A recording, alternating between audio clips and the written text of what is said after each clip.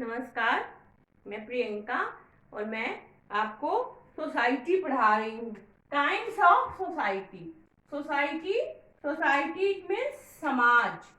समाज मैं आपको बता चुकी हूँ कि समाज का मतलब क्या है। सोशियोलॉजी में समाज का मतलब है व्यक्तियों के आपसी संबंध। व्यक्तियों के आपसी संबंध का मतलब कि एक जो समाज है उसमें जो व्यक्तियों का एक झुंड है उनके आपस के संबंध को समाज कहते हैं। इसकी हम पहले विवेचना कर चुके हैं और अभी आज हम आगे बढ़ेंगे और थिंकर्स को देखेंगे। कल हमने लगभग मेन थिंकर्स को देख लिया था, लगभग जो दुर्खीम, स्पेंसर महोदय को देखा था और हमने देखा था रेडफील्ड को देखा था। तो आज हम आगे बढ़ेंगे और उसी कड़ी में हम आगे और थिंकर्स को देखेंगे। तो आज हम सबसे पहले किसको देखेंगे? हम देखेंगे साइमन को। साइमन को आप साइमन को जानते होंगे। साइमन जो कांट के गुरु भी थे और जो कांट के एक बहुत अच्छे दोस्त भी थे, जिन दोनों ने मिलकर एक बुक भी लिखा था 1822 में, the plan of scientific theory करके था। तो इनका जो है समाजों का जो वर्गीकरण है, जो सिद्धांत है, ये जो है हमेशा से ही एक बहुत महत्वपूर्ण चैप्टर रहा है समाजशास्त्र के लिए। तो ये क्या कहते हैं समाजों के वर्गीकरण में? पूर्व औद्योगिक समाज।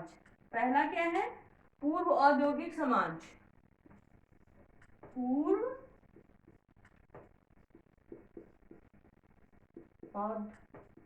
औद्योगिक समाज। ये कौन सा समाज है? ये समाज जो है औद्योगिक समाज। ये समाजों का वर्गीकरण बहुत ही आसान करते हैं। Pre industrial society, pre industrial society और इनका क्या है? इनका इंडस्ट्रियल सोसाइटी।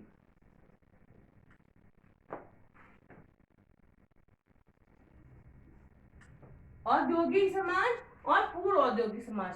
पूर्व औद्योगिक समाज के पहले जो जीवन था वह कैसा था, इसके बारे में हमें बहुत ज्यादा नहीं समझना है, क्योंकि हम इसको 2 दिनों से लगभग समझ रहे हैं। पूर्व औद्योगिक समाज के पहले जीवन सरल था, सादा था और उसमें कृत्रिमता नहीं थी, ऐसी कोई मिलावट नहीं होती थी। भौतिकता का जोर नहीं था, भौतिकता का जो है बोलबाला नहीं था। एक सरल सीधा समाज होने के कारण जीवन यापन बहुत इजी था, बहुत आसान था और जो व्यक्तिगत संबंध थे वह बहुत हम कह सकते हैं कि एक तरह से बहुत लगाव वाले हुआ करते थे। तो इस तरह से चूंकि उद्योग नहीं थे तो उद्योग पर आधारित रिश्ते नहीं थे।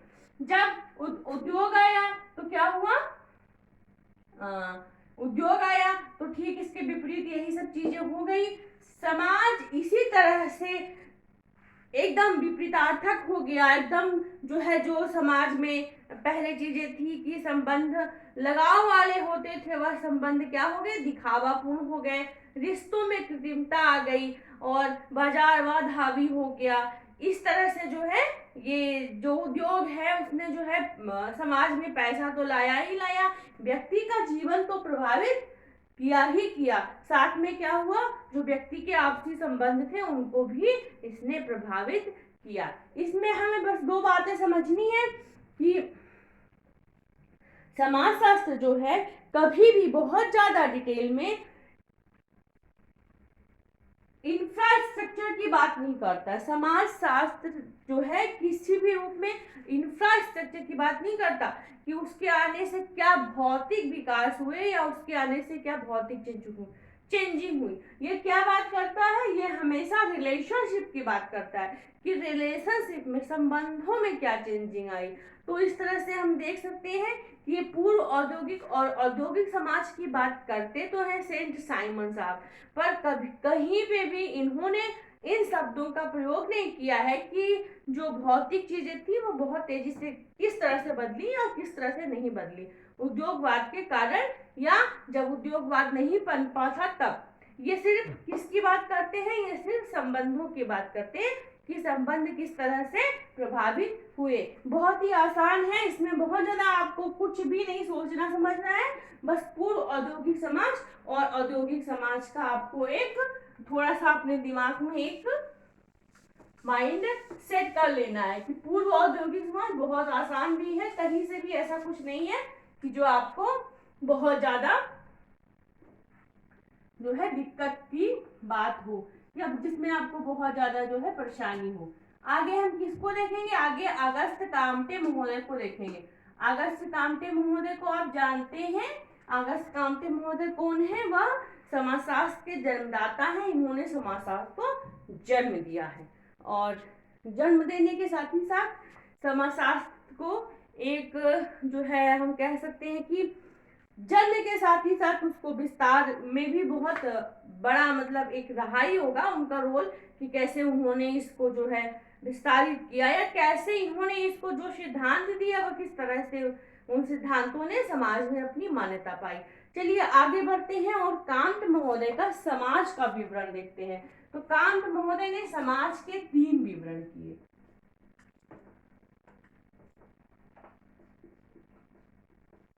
धार्मिक, दूसरा तात्विक, धार्मिक तात्विक, तीसरा प्रत्यक्षवादी। धार्मिक तात्विक प्रत्यक्षवादी। धार्मिक तात्विक प्रत्यक्षवादी, देखिए धार्मिक में क्या है, एक ऐसा समय था, एक ऐसा टाइम था जब धर्म ही पूरे संसार के लिए प्रमुख भूमिका रखता था। जब धर्म की जो भूमिका थी वह पूरे समाज में एक ऐसी भूमिका थी जिसके आधार पे पूरे समाज के रिश्ते आदित होते थे, मतलब पूरे समाज के रिश्ते धर्म के आधार पर चलते थे। तो जिस आधार पर रिश्ते चलेंगे, जैसे आज आप समझ लीजिए कि आज जो है उद्योगों के आधार पर रिश्ते चल रहे हैं, तो उसी के आधार पे फिर व्यक्तिगत या सामाजिक संबंध भी हुए हैं। तो चूंकि धर्म के आधार पे समाज चल रहा था, तो उसी आधार पे फिर क्या था कि उनका व्यक्तिगत या जो है जो भी संबंध था वह उसी आधार पे विकसित हो रहा था। तो जो ये धार्मिक था, तो यहाँ पे क्या था, मेन चीज देखेंगे हम कि ये किसी भी जब आप थिंकर्स को देखते चलिए, जब आप समझते चलिए, तो फिर उसको जरूर देखिए कि वह कहाँ से क्या बात कर रहे हैं। तो आप जो है ये समझ लीजिए कि फ्रांस की, मैं आपको बता चुकी हूँ कि फ्रांस की तत्कालीन स्थिति कैसी थी जिस समय कामटे महोदय का जन्म हुआ, और कामटे महोदय वहाँ पे जो है बचपन उनका गुजरा, यौवन आया, मतलब वो युवा हुए और उन्होंने जो है इस सब्जेक्ट को जन्म दिया। तो वो किन चीजों से प्रभावित हुए कि उन्होंने इस विषय को देखा। तो उन्होंने देखा कि जो धर्म था उसने चारों तरह से व्यक्ति को बहुत तेजी से घेर रखा था। तो उससे क्या था कि जो भी सामाजिक निर्णय होते थे वह किसके अधीन रहते थे, वह हमेशा राजा के अधीन रहते थे। तो क्या था, राजतंत्र था तो कहने के लिए यह धार्मिक था, मगर ये क्या था, राजतंत्र था। धार्मिक एक ऐसा मतलब बुना गया था, सामाजिक तंत्र बुना गया था कि ये जो है धार्मिक होते हुए भी ये राजतंत्र था, प्लूटोक्रेसी थी। तो ये जो है राजतंत्र क्या था, ये राजतंत्र व्यक्ति को बगावत नहीं करने देता था। बगावत मतलब कि जैसे व्यक्ति को कुछ भी अच्छा लगा बुरा लगा, उसने सोचा कि हमें इसके बारे में बोलना है, तो फिर ये जो धर्म है, धार्मिक रूप था, वो बोले नहीं देता था कि नहीं आपको बोलना नहीं है। तो दूसरा क्या हुआ, दूसरा हुआ तात्विक। व्यक्ति जो है थोड़ा सा धार्मिक से राजतंत्र आया, राजतंत्र में व्यक्ति थोड़ा सा जो है प्रभावित हुआ। उसने देखा कि बहुत ज़्यादा जो है धर्म ने बांध रखा है व्यक्ति को कि हमें ये नहीं करना, ये नहीं करना, इसके खिलाफ बगावत नहीं करनी है, या हमें इसी में रहना है, राजा हम की सर्वोच्च सत्ता है, उससे सर्वोच्च पादरी है या पुजारी है, हमें उसके अधीन रहना है। तो जब उसके विरुद्ध थोड़ी सी आवाज उठाई तो तात्विक का जन्म हुआ। तात्विक मतलब बेटा,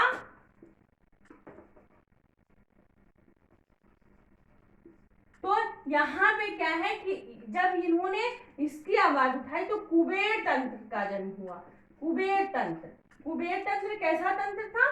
तात्विक स्तर पे कुबेर तंत्र फिर ऐसे लोगों का स्थान आया कि जो ये मानते थे कि सिर्फ मतलब बहुत तेजी से पैसे बनाने, मतलब बहुत तेजी से जो है आप कह सकते हैं, समझ सकते हैं कि बहुत तेजी से फिर पैसे बना लिए हमने, तो वह पैसे जो है हमको जो है बहुत तेजी से उभार दिया। मतलब तत्व के स्थान पे लोगों ने ये ध्यान दिया कि हमें बहुत तेजी से अर्निंग करनी है, अर्थालाभ करना है। तो जो अर्थालाभ है, जब राजतंत्र टूटा तो वह सामंतशाही मीन्स जो है पूंजीवाद का बहुत तेजी से पूरे संसार में बिखरा हुआ। तो ये क्या आया? ये कुबेर तंत्र आया। कुबेर तंत्र के साथ साथ प्रत्यक्षवाद आया। प्रत्यक्षवादी क्या थे? जो है ये क्या मानते थे?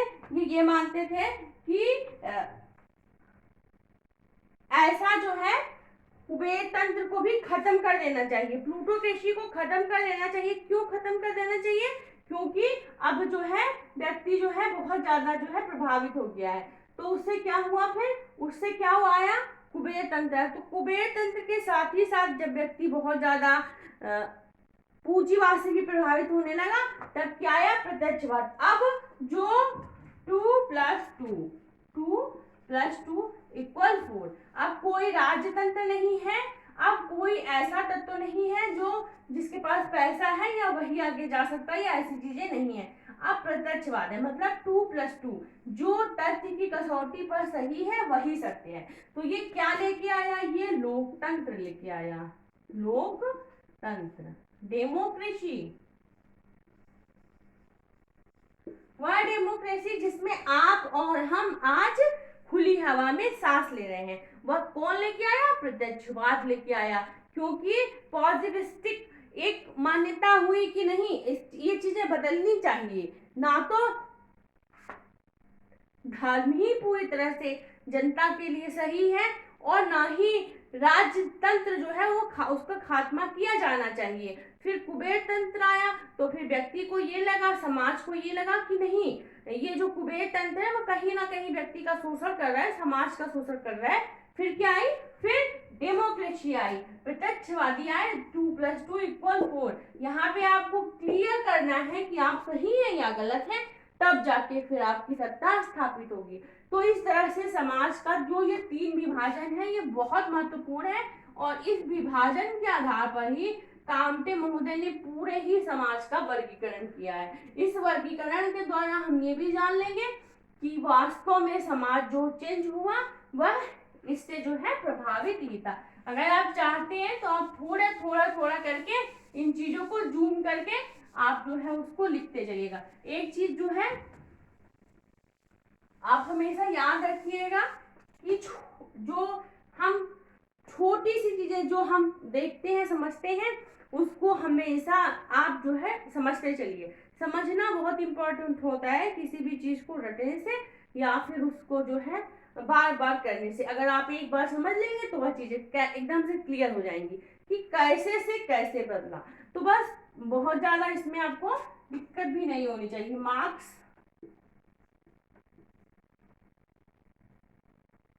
अब हम मार्क्स महोदय को पढ़ेंगे। मार्क्स के बारे में आप जानते हैं, मार्क्स को कुछ बताना नहीं है, और बताने का मतलब वही है कि आप को जो है एक बात दोहरानी है। मार्क्स को आप जानते हैं कि यह जो है क्या स्थान रखता है। हालांकि ये कभी भी इसने नहीं कहा कि मैं सोशियोलॉजी के लिए कुछ लिख रहा हूँ या मैं सोशियोलॉजी के लिए कुछ बोल रहा हूँ, पर इनकी जो बुकें हैं, द होली फैमिली और बहुत सारी जो भी इनकी बुकें हैं, दास कैपिटल्स वगैरह, तो उसको जो है समाजशास्त्र में एक थिंकर्स ने एक प्रमुख स्थान दिया है। और इसके दोस्त एंजल्स ने लास्ट टाइम में इसकी अंत्येष्टि पे कहा भी था कि यह एक जो है थिंकर था, एक समाजशास्त्री था। क्योंकि इसने समाज के लिए सबसे बड़ी बात यह है कि इसका जो भी विवेचन है या जो भी थ्योरीज है वह सारी समाज से मिलती जुलती हैं, समाज के लिए हैं, तो फिर इसको इसलिए समाज में स्थान दिया गया है। समाजशास्त्र में एक बड़े थिंकर की तरह इनको स्थान दिया गया है। हम जानते हैं कि जो स्थान इनका समाजशास्त्र में है वही स्थान इनका किसमें है, वही स्थान इनका सारे सब्जेक्टों में है लगभग। जब भी राजनीति शास्त्र पढ़ेंगे और इतिहास पढ़ेंगे सारे में है, सारे में। क्योंकि ये एक ऐसे दार्शनिक थे जिसने पूरी तरह से समाज को उथल पुथल कर दिया, जनमानस को जगाया और एक ऐसी क्रांति को जन्म दिया जो क्या हुई, हमेशा से जो है पूरे संसार के लिए जिसने एक मतलब हम कह सकते हैं कि पूरे संसार को एक विचार दिया कि जिससे जो है समाज में एक आग आई, एक विचारों की एक अग्नि उत्पन्न हुई जिसने जो है बहुत तेजी से संसार को प्रभावित किया। और हम कह सकते हैं कि उससे जो है साम्यवाद गया नहीं गया, पूरी तरह से नहीं कह सकते हैं, वो किसी न किसी रूप में मतलब रहेगा। समाजवाद आने में कितना समय लगेगा ये भी हम नहीं, इसकी विवेचना फिलहाल नहीं करी जा सकती, लेकिन ये बहुत बड़ी सच्चाई है कि मार्क्स की भूमिका बहुत बड़ी है। तो अभी हम क्या देखते हैं, मार्क्स के विवेचन देखेंगे। तो मार्क्स का 2 विवेचन है। सबसे पहला है वर्ग विहीन समाज। वर्ग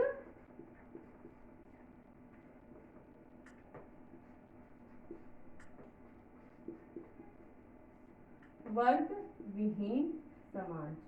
तो वर्ग विहीन समाज में आप क्या देखते हैं, वर्ग विहीन समाज की जब विवेचना की जाएगी तो आप पहला सॉरी ये दूसरा है, पहला है वर्ग समाज।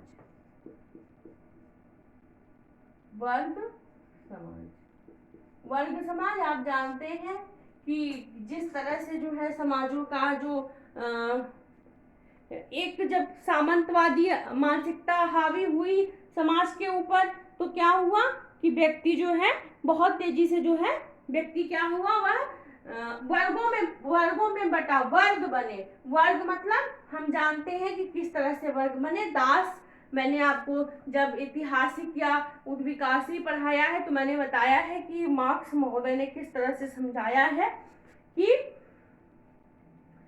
किस तरह से दास और मालिक के बीच पहली बार जो है एक क्रम बना, एक सामंतशाही का जन्म हुआ और उसी के बाद जो है ये फैलता चला गया, होता चला गया, क्रमशः जो है सामंतशाही आती गई।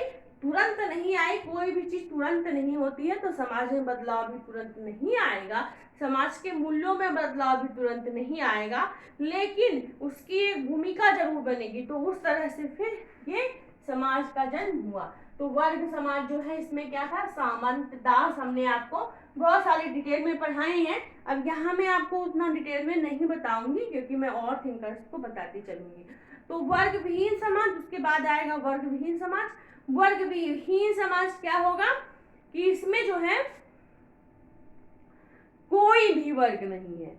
वर्ग विहीन समाज में कोई भी क्लास नहीं है, कोई भी स्टेटस नहीं है, इसमें सभी बराबर है, इसमें शिक्षक भी बराबर है और इसमें स्वीपर भी बराबर है। इसमें एक शिक्षक की वही भूमिका है जो एक स्वीपर की भूमिका है।